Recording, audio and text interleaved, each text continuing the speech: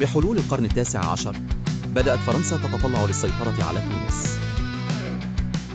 كانت تونس جزءاً من الإمبراطورية العثمانية وكانت تمر بأزمات اقتصادية. في عام 1881 بدأت فرنسا في التدخل في الشؤون التونسية. تضرعت فرنسا بالاضطرابات الداخلية لتبرير تدخلها العسكري.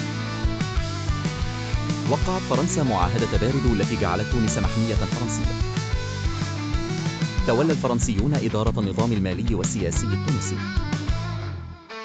كانت الهيمنة الفرنسية مدفوعة بمصالح اقتصادية واستراتيجية. أثرت المدارس والإدارة الفرنسية على الهوية الثقافية لتونس.